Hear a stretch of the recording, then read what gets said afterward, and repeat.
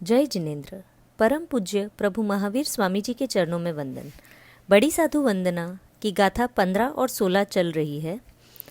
पिछले ऑडियो में हमने जाना कि देवभद्र और यशोभद्र पेड़ पर बैठे हुए मुनियों को देख रहे थे।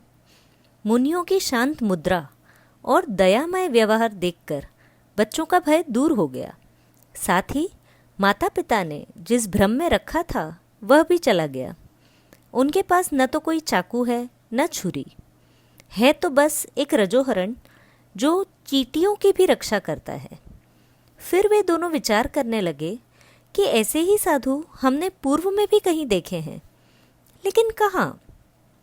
फिर उन्हें गहरे विचारों में बहते बहते जाति स्मरण ज्ञान उत्पन्न हो जाता है और याद आ जाता है कि पूर्व भव में कई बार हमने भी यह जीवन निर्वाह किया है। फिर वे दोनों पेड़ से उतरकर मुनियों के पास आए। मुनियों ने उन्हें प्रतिबोध दिया।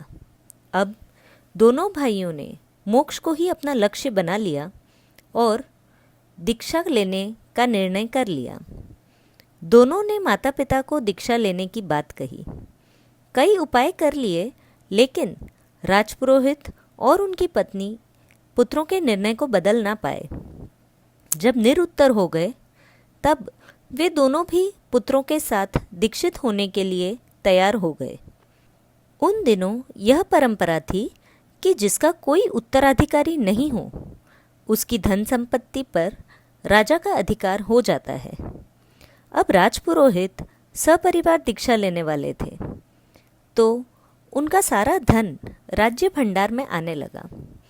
जब रानी को यह बात पता चली कि ब्राह्मण का पूरा परिवार दीक्षा ले रहा है और उसकी सारी धन संपत्ति राजा के पास आ रही है, तब उन्होंने राजा से कहा कि हे राजन, ये क्या कर रहे हैं?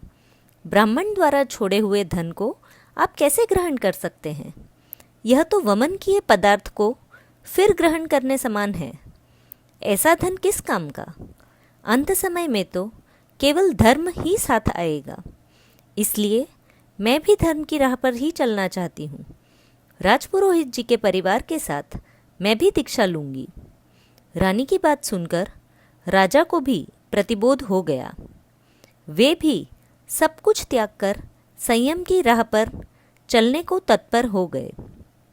इस तरह इन 6 जीवों ने संयम मार्ग अपनाया और सभी दुखों का अंत करके सिद्ध बुद्ध मुक्त हुए।